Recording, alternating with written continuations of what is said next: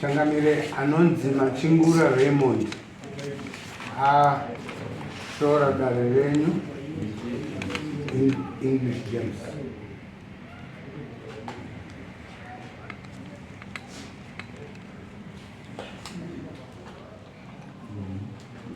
Machingura Raymond. Changamire nyaya iri pamberi penyu. Nyaya ndeyekudanana nemukadzi wangu. Ndoda kuripwa nemombe 7 nembo dzako chitupa nemaredari. Akutaura izvozvo ndi English James. Kusara kuna Raymond Machingura asina kuuya. Zvakadaro hazvo pano ndiri kuona pane tsamba dzatumirwa nemadzishe ikoko.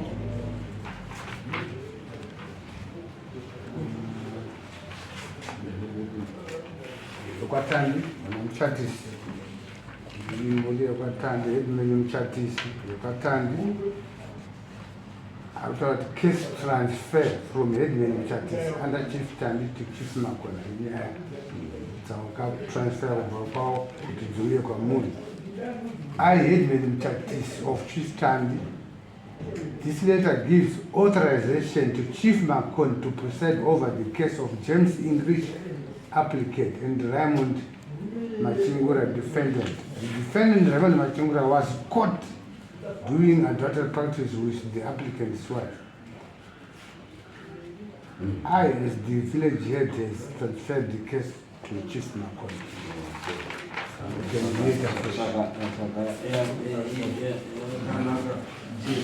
Tsamba yakuti kana kumara vanondoita maexecuted nokuti pane tsamba taura tizve chotongasi kubvisa mari zvakafamba sei chakagara choti naandobasa ndiri kubasa bendadzoka saka basa kubi ndandatsanzokuita zvekuwaka saka ndiri kubasa ikoko bandadzoka kubasa ndakasvika zvekuma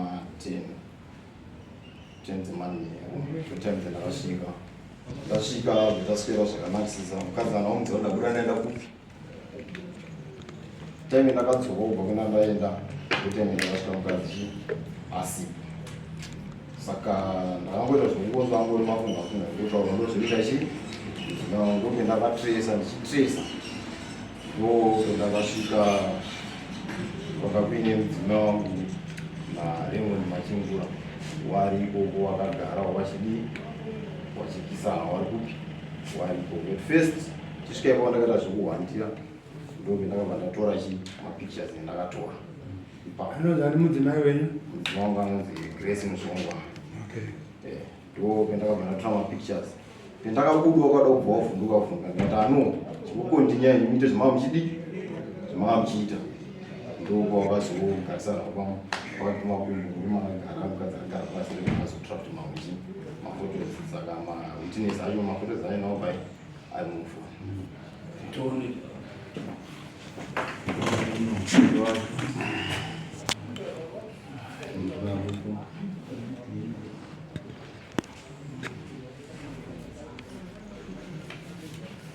saka kwaizvi akaenda akadii akaramba kutongwa akaita sei?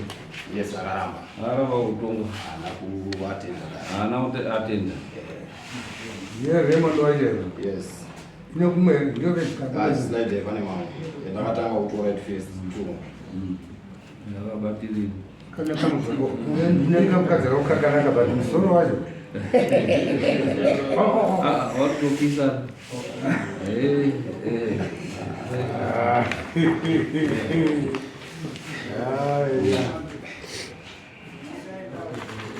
zveta vakadzi vakanaka unodiwa nemunhu dzari mombe dzacho here pamumba ako handizoziva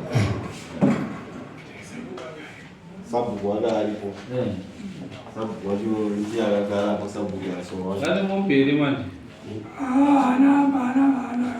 haana mombe ane chii manje kuripiswa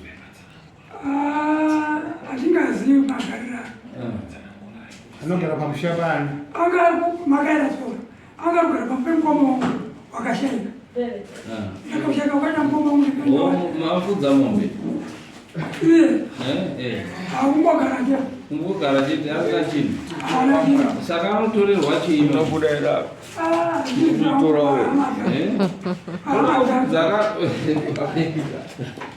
ivi nekuti panozoda kubhadharwa peturu upoororwa hapana chinhu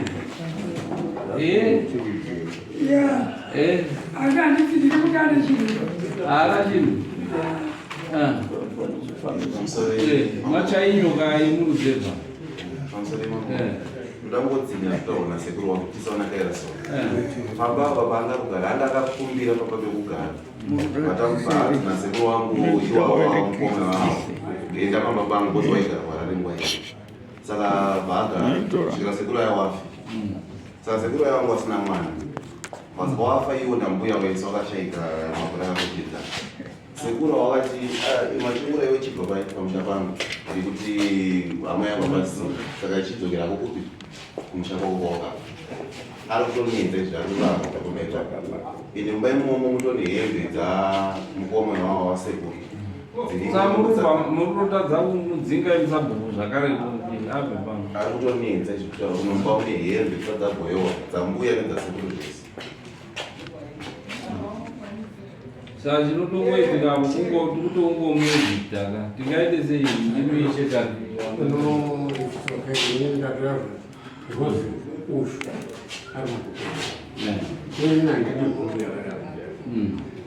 uyu ndiye akanyengerwa mukadzi saka iyo kunyanya kunyenga mukadzi uyu ngaadzokere kwaakafa akutikanganisa akarazora mukoma saka tinokoma nemunhu anenge atazikugarisana namukoma wangu saka pemunhu ari kuchengeta musha wavo after that akuramba kugara pamba pavo takamudaidza kudare akaramba saka nhasi aramba zvokuya kudare renyu saka chinotokodiwa ieviction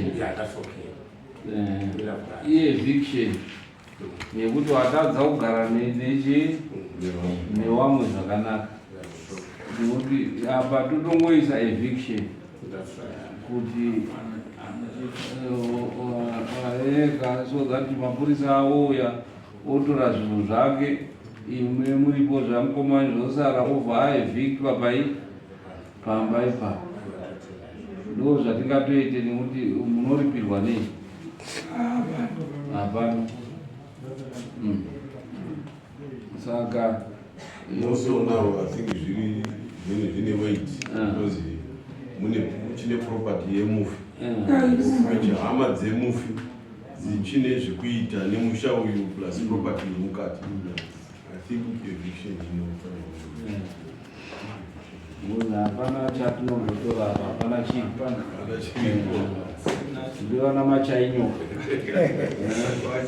vakaswera kuenda mabhiridha ari kukokotoaringwa paita nyoka panapa ndomhanya uya izochaya nyoka wachaya nemadzimai acho futi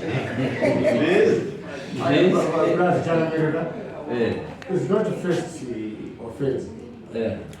Paakauya achizogara pambapa akauya nemukadzi wemunhu wake wakanga atora afa iwo akagara nemukadzi wemunhu waibati achibva agara ega ndopaakazotanga kubatana nemukadzi achengeteka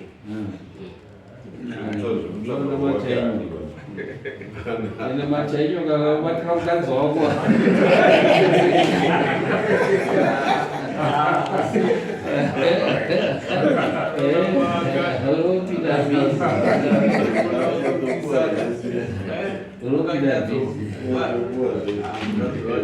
madzimai anenge anoda kuti vamachanya kutuma bhoza vanotumika uchigara ndisosero ndidini uyandibatsira kugeza magumbezi vanozviita zvese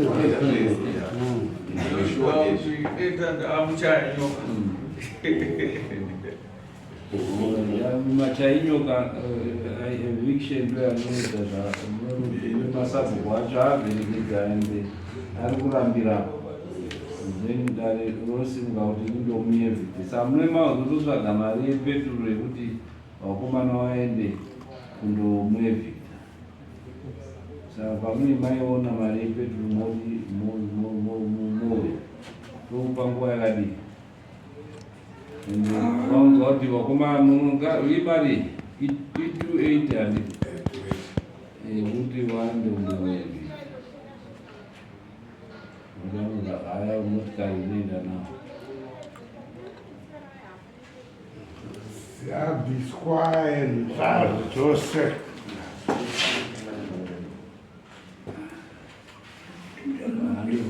motizoronga paMudzimai ona motaura dare roenda kana muri serious kuti muda kuti abve because hapana cha tinokwanisa kutoreka pari vanomubvisa kuti vanondomisa anosiwa muroti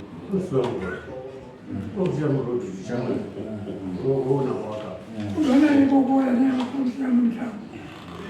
Kukure fungumisa atandile pakumbe. Ndiretara vaamosiwa iva vadzoka futi mumbai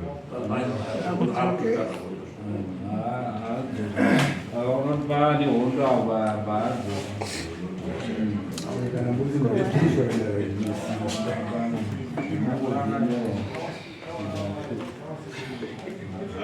all right